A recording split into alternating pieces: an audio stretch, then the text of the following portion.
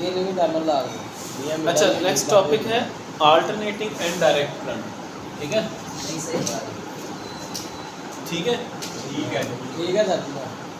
AC current, ठीक है, alternating current, AC इसको हम बोलते हैं। अल्टर का मतलब क्या होता है? तब्दील होने वाला, अल्टरनेटिंग। ठीक है, अल्टरनेटिंग करंट। करंट की तारीफ क्या थी? Flow of electron is called ऐसा करंट जो हर लम्हा अपनी वैल्यू, अपनी सीमा तब्दील करे, उस करंट को हम कहते हैं अल्टरनेटिंग करंट। ठीक है, देखें, सपोज ये एक सोर्स है, इस सोर्स से करंट पैदा हो रहा है और ये अपनी मैक्सिमम वैल्यू तक पहुंचता है, उसके बाद ये मिनिमम वैल्यू पर जा रहा है, उसके बाद ये एज इट इज ट्रैवल कर रहा है, ये इसकी ट्रैवलिंग चल रही है। अब देखें, सबसे पहले क्या है? 0 पॉइंट, ये इसकी मिनिमम वैल्यू है ना, जीरो वैल्यू, यानी कि सिफर जान से शुरू हुआ ये। ठीक है, यहाँ से शुरू है। अब यहाँ से आपकी करंट चल रही है, ये फिर से इसकी 0 पॉइंट, ऐसे ही है। देखो, किसी लम्हा में ये अपनी मैक्सिमम वैल्यू पर पहुँच रहा है। ठीक है, अपनी मैक्सिमम वैल्यू पर पहुँच रहा है, उसके बाद फिर वापस तब्दील सीमा चेंज करके 0 पोजीशन पर आ रहा है। 0 के बाद ये अपनी मिनिमम वैल्यू पे जा रहा है। मिनिमम वैल्यू ये आ गई, इसकी मिनिमम वैल्यू, सबसे कम से कम वैल्यू मिनिमम वैल्यू। उसके बाद ये फिर ऊपर जा रहा है और ऊपर जाके ये फिर 0 हो रहा है, यानी कि सबसे पहले सीमा इसकी ऊपर है, फिर डाउन है, फिर ऊपर है, फिर डाउन है। तो इसकी सीमत बार बार चेंज हो रही है, कभी अप्स एंड कभी डाउन हो रही है। तो ऐसा करंट नीचे बैठो जो अपनी वैल्यू हर लम्हा तब्दील करे, हम उसको क्या कहते हैं? AC current, alternating current. हमारे घरों में जो वापडा सप्लाई दे रहा है वो हमारी अल्टरनेटिंग करंट दे रहा है, एसी सप्लाई दे रहा है। हमारे इक्विपमेंट्स जो लगे होते हैं वो सारे भी अल्टरनेटिंग में होते हैं। डीसी करंट में डायरेक्ट करंट जो होता है उसमें current as it is straight गुजर जाता है, एक ही, इसमें कोई चेंजिंग नहीं होती, इसलिए ये ज़्यादा डेंजर भी होता है, क्योंकि ये जो होता है ये अपनी वैल्यू किसी लम्हा पर 0 पर ले आता है। अब इस वेव्स को क्या कहते हैं? देखें, यहाँ से लेकर, ठीक है, इस पॉइंट से लेकर इस पॉइंट तक एक 360 डिग्री पूरा होता है आपका। यहाँ से अगर मैं देखूँ तो 180 डिग्री बन गया ये वाला, ठीक है, 180 डिग्री, 180 डिग्री बन गया। अब ये यहाँ तक कितना था? 90 डिग्री। अब ये यहाँ तक अगर आप नोट करें तो 70 डिग्री, और यहाँ तक कितना बन रहा है? 360 डिग्री। जब एक वेव अपना 360 डिग्री पूरा कर लेता है तो उस वेव को हम एक साइकिल कहते हैं। उसको क्या कहते हैं? साइकिल। ठीक है, एक साइकिल समझ आ गया ना क्या होता है? जब एक वेव जो होती है शुरू होकर अपना 360 डिग्री पूरी कर ले, उसको हम कहेंगे एक साइकिल। एक सेकंड में गुजरने वाले साइकिल्स की तादाद को हम फ्रीक्वेंसी कहते हैं। ठीक है, जो आप पढ़ते हो ना, फ्रीक्वेंसी उसकी लिखी होती है 50 हर्ट्ज और 50 साइकिल पर सेकंड लिखी होती है। तो वो जो होती हैं वो ये होती हैं कि आपके एक सेकंड में यहाँ से लेकर यहाँ तक जो गुजरने वाले साइकिल्स होते हैं ये फ्रीक्वेंसी कहलाती है, और इसकी तादाद होती है 50 साइकिल पर सेकंड, यानी कि एक सेकंड में ये 50 साइकिल बनते हैं। एक सेकंड में 50 साइकिल बनते हैं, ये समझ आ रही है इसकी? अब 50 साइकिल में देखें, 50 बार वो अप हो रही है वेव और 50 बार वो नीचे हो रही है, ऐसे। तो इसका मतलब ये हुआ कि एक सेकंड में वो 50 बार अपनी सीमत ऊपर रखेगा, 50 बार वो अपनी सीमत नीचे रखते हैं, एसी करंट। समझ आ गई? अगर आपसे कोई पूछता है फ्रीक्वेंसी क्या है तो आप क्या ज्ञान करोगे? नंबर ऑफ साइकिल पर second passing through a conductor in second. ठीक है, यानी कि एक सेकंड में किसी कंडक्टर में, किसी नुक्ता में से गुजरने वाले साइकिल्स की तादाद को हम फ्रीक्वेंसी कहते हैं, और इसकी यूनिट क्या है? हर्ट्ज। ठीक है, हर्ट्ज या साइकिल पर सेकंड, C/S साइकिल पर सेकंड या फ्रीक्वेंसी को हम लिखते हैं इस तरह,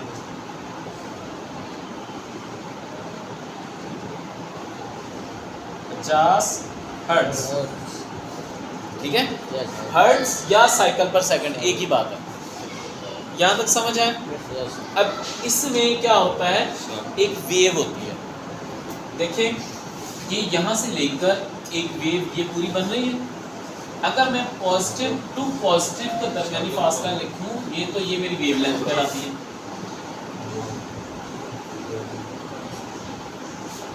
वेवलेंथ होती है कि एक वेव का पॉजिटिव से लेके पॉजिटिव तक ही दूसरा हिस्सा, ये देखिए पॉजिटिव है मैक्सिमम, ये भी पॉजिटिव है, इनका दरमियानी जो फासला होगा वो मेरा वेवलेंथ कहलाएगा। बहरहाल वेवलेंथ को आप छोड़ें, आप फ्रीक्वेंसी को समझें। अब हमारे पाकिस्तान में जो स्टैंडर्ड चल रहा होता है वो 50 साइकिल पर सेकंड है। 50 साइकिल पर सेकंड फ्रीक्वेंसी चल रही है पाकिस्तान में। सिर्फ आउट ऑफ यूरोप कंट्रीज़ हैं, जैसे जापान है, वहाँ पर 60 चल रही है, हमारे लेकिन पाकिस्तान में सिर्फ 50 है। ठीक है, मुतअद्दिद जितने भी ममालिक हैं मुतअद्दिद जो है वो 50 ही चला रहे हैं। और आउट ऑफ कंट्रीज़ में होता है, कभी कभार होता है कि ये कम भी हो जाती है, इसको पूरा कर लेते हैं। जैसे आप VFD है, वेरिएबल फ्रीक्वेंसी डिवाइस, तो वो आप लगाते हैं उसमें फ्रीक्वेंसी को वो बार बार अपनी मतलब उसको लिमिट में ले आता है, उसको चेंज करना है, किसी वजह से कम हो गया, किसी वजह से ज़्यादा हो गई तो उसको कंट्रोल कर लेती है। लेकिन हमने रखनी होती है 50 साइकिल पर सेकंड। ठीक है, अब नेक्स्ट होता है DC करंट।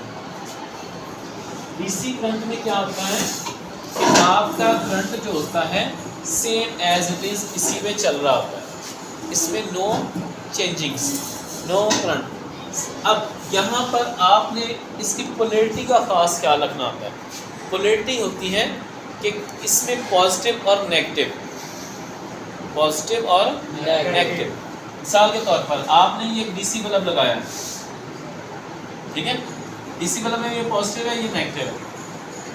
आपने इसको पॉजिटिव देना है, इसको नेगेटिव ही देना है, आप इसको चेंज नहीं कर सकते। अगर चेंज करेंगे तो क्या होगा, जल जाएगा। जैसे AC होता है, AC में आपने पोलैरिटी का ख़ास ख्याल नहीं रखना होता। उसमें आप देखें, आपने अगर आपको टेबल फैन चलाना है या कोई इस्त्री चलानी है, आप जैसे मर्जी उसका शू इन कर देते हैं, चाहे उल्टा करें चाहे सीधा करें। उसमें चाहे पॉजिटिव को नेगेटिव दे दें, नेगेटिव को पॉजिटिव दे दें, तो उसमें कोई इशू नहीं होता। AC में, DC में ये चीज़ नहीं होती। DC में आपने पोलैरिटी का ख़ास ख्याल रखना होता है, पॉजिटिव को पॉजिटिव और नेगेटिव को नेगेटिव ही देना होता है। अगर ऐसा नहीं करेंगे तो चीज़ जल जाएगी, ठीक है, धमाका हो जाएगा। इस चीज़ की समझ आ गई है? नेक्स्ट टॉपिक है जी series electric circuits and its types. Electric circuits क्या होते हैं? कुछ सर्किट्स होते हैं जो प्योर रेजिस्टिव होते हैं। रेजिस्टिव का मतलब होता है जिसमें आपकी करंट और वोल्टेज जो होते हैं एक ही एंगल पर चल रहे होते हैं। देखिए, अगर मैं इसको एंगल से डिनोट करूँ तो यहाँ से शुरू हो रहा है ना, तो इसके एंगल अगर 90 डिग्री का है अभी या 0 डिग्री जो भी है, वटएवर मिसाल दे रहा हूँ, अगर ये 0 से शुरू हो रहा है तो उसी एंगल पर करंट चलेगी, उसी एंगल पर आपकी वोल्टेज चलेगी, सेम एंगल पर ये रेजिस्टिव लोड होता है। ठीक है, और रेजिस्टिव लोड जो होता है वो हमारा जो रेजिस्टिव सर्किट होता है उसको हम शो करते हैं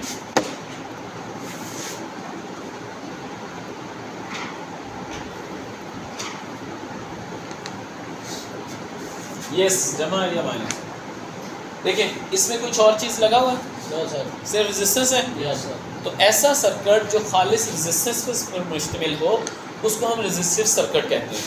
और इस सर्किट में करंट और वोल्टेज दोनों अनफेज होते हैं। ठीक है, ऐसा सर्किट जो खालिस रेजिस्टेंस पर मुश्तमिल हो उसको हम क्या कहते हैं, रेजिस्टिव सर्किट। और उसमें आपकी करंट और वोल्टेज का ताल्लुक क्या होता है, एक ही एंगल पर चल रहे होते हैं। इस चीज़ की समझ आ गई है?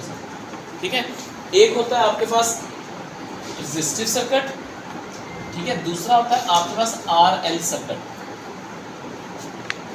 RL circuit. ठीक है, R तो आपको समझ आ गई कि ये रेजिस्टेंस है। ठीक है, L क्या है, इंडक्टर है।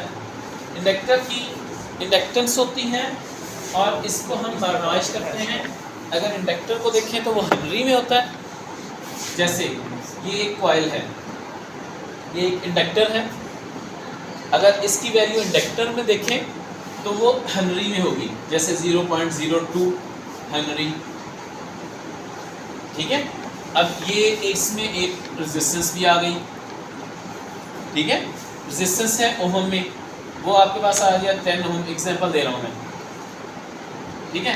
अब यहाँ से देखें इस सर्किट में दो चीज़ें पाई जा रही हैं। पहली कौन सी चीज़ है? रेजिस्टेंस, दूसरी इंडक्टेंस। इंडक्टेंस को हम एल से शो करते हैं, ठीक है, इंडक्टर लगेगी। इंडक्टर की इंडक्टेंस जो होती है वो XL होती है, यानी कि इसकी ओहमिक वैल्यू। हमने इसको ओहमिक वैल्यू में जब कन्वर्ट करना होता है तो हम क्या फार्मूला यूज करते हैं? XL = 2 पाई FL, यानी कि उस सर्किट में पाई जाने वाली फ्रीक्वेंसी और इंडक्टर की वैल्यू जो हेनरी में होती है 0.02, उसको आपस में आपने 2 पाई से ज़रूर दे देनी है, तो आपके पास उसकी इंडक्टेंस आ जाती है, वो आपकी XL होती है। जैसे मैं एक एग्जांपल देता हूँ, आपके पास है ये सर्किट, इसमें आपने R1 है 10 ओम, ये R2 है 20 ओम, ठीक है जी। आपने इसकी टोटल रेजिस्टेंस मालूम करनी है, तो टोटल रेजिस्टेंस मालूम करने के लिए क्या करते थे ना? R1 = R2, RT = R1 = R2 plus R2, ठीक है। R1 = 10 प्लस 20 = 30 ओम, यानी कि बिल तरतीब हम इसको जमा कर देते हैं, बिल तरतीब जमा कर देते हैं तो वो आपकी हो जाती है। ये क्या है? ये भी ओहमिक है, ये भी ओहमिक वैल्यू है, ये भी ओहम में है, ये भी ओहम में है, ठीक है। अब इसमें देखिए ये हेनरी में है, तो क्या हम इसको बिल तरतीब जमा कर सकते हैं? नहीं ना। तो फिर हमने इसको कन्वर्ट करना होता है इसकी ओहमिक वैल्यू में। इसकी ओहमिक वैल्यू में हम इसको लेके आएंगे। जैसे मिसाल देता हूँ, 2 मल्टीप्लाई पाई की कीमत कितनी होती है? 3.14 मल्टीप्लाई एफ फ्रीक्वेंसी आपको 50 दी हुई है इसने, एल है 0.02 हेनरी। इसको ज़रा देखे जो इसकी वैल्यू आएगी ये ओहम में होगी, ओहम में होगी ना। अब वो ओहमिक वैल्यू हम यहाँ पर यूज़ कर लेंगे, ठीक है। इसका फार्मूला क्या बन जाएगा? जो भी वटेवर, हाँ फ्रीक्वेंसी 50 होती है, ये हो जाएगा।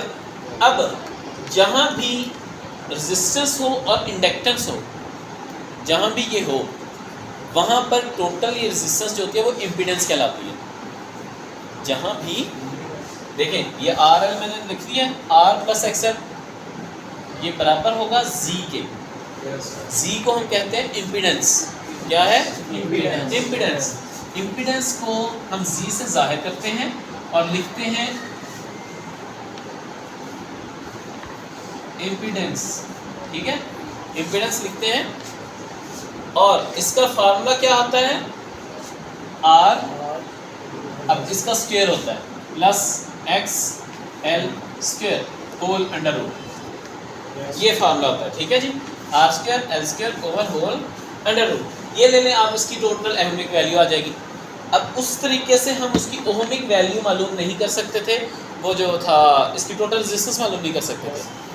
टोटल रेजिस्टेंस को मालूम करने के लिए जिस सर्किट में आपके पास ये आ जाए, जिस सर्किट में भी आपके पास ये आ जाए, इंडक्टर आ जाए, तो आपने उसकी ओहमिक वैल्यू मालूम करनी है। ओहमिक वैल्यू को मालूम करके इस फार्मूला के ज़रिए या इस फार्मूला के ज़रिए जो लिखा हुआ है R² + XL², इसको आपने करके सॉल्व तो उसकी वैल्यू मालूम कर लीजिए। जैसे मैं मिसाल दे रहा हूँ, ये कितनी थी? 10 ओम, 10 का स्क्वायर प्लस XL कितनी थी? यहाँ पर हमने निकाली नहीं है, अगर 6.28 इसका स्क्वायर होल अंडर रूट। अब हम क्या करेंगे? इसका स्क्वायर लेंगे, इसका स्क्वायर लेंगे, जो वैल्यू आएगी उसको जमा करेंगे, और जमा करके मैं मिसाल दे रहा हूँ कितनी आ जाती है? ये 100 जमा 6.66 का 36, 2.8 का स्क्वायर कितना आ रहा है? 39.43। अच्छा जी 39.5 लगा लिया, ठीक है जी। अब इसको इसका जमा करके होल अंडर रूट ले लीजिए, जो आंसर आएगा वो इसकी ओहमिक वैल्यू आ जाएगी। ये इसको कहते हैं RL सर्किट। समझ आ गई RL सर्किट की? पहला इलेक्ट्रिक सर्किट हमारा कौन सा था? प्योर रेजिस्टिव, जिसमें खालिस एक रेजिस्टेंस थी। दूसरे में आ गया RL सर्किट, जिसमें रेजिस्टेंस और इंडक्टर दोनों थे। इस चीज़ की समझ आ गई? कर लेंगे सॉल्व, इसको नोट करना है। Yes, sir. अच्छा चलें इसकी नोट करते हैं, तो एक और चीज समझ। नेक्स्ट सर्किट होता है हमारे पास RLC। क्या है? RLC। अब गौर कीजिएगा, यहाँ पर आपके पास एक सर्किट है जिसमें रेजिस्टेंस भी है, जिसमें इंडक्टर भी है और जिसमें कैपेसिटर भी है। एक चीज ध्यान में रखना यहाँ पर, अगर आप लोग कैपेसिटर बनाने लगते हैं तो दोनों लेंथ जो है वो सेम होनी चाहिए। अगर आप ऐसे कर देते हो तो ये बैटरी बन जाती है, ठीक है। ये एक सेल होता है, एक सेल का साइन ये होता है। अगर आप इसको मुतअद्दिद पूरी बैटरी बनानी है तो आपने मुतअद्दिद सेल ये बनाने होते हैं, पॉजिटिव नेगेटिव। जैसे मैंने यहाँ पर एक बनाए थे, ये बनाए, ये बैटरी का साइन है। अगर आपने सिर्फ एक सेल को डिनोट करना है तो आप एक सेल पॉजिटिव और नेगेटिव वाइब बनाएंगे। अगर बैटरी को डिनोट करना है तो बैटरी के साथ ये टर्मिनल लगेंगे। अगर आपने कैपेसिटर को डील करना है तो कैपेसिटर के साथ दोनों लिंक्स ये बराबर होनी चाहिए। देखिए वहाँ पर बराबर हैं, ठीक है जी। हम इसको कहते हैं RLC सर्किट, यानी कि जिसमें आपकी रेजिस्टेंस, इंडक्टर और कैपेसिटर दोनों चीज़ें हैं। अब इसको सॉल्व कैसे करना है? इसकी एक्सल निकाल लेंगे। Yes, sir. ये R ऑलरेडी होम में होती है, Yes. ये C होती है, इसकी भी XC निकालनी होती है। XC का फार्मूला होता है, सिंपल सा फार्मूला है,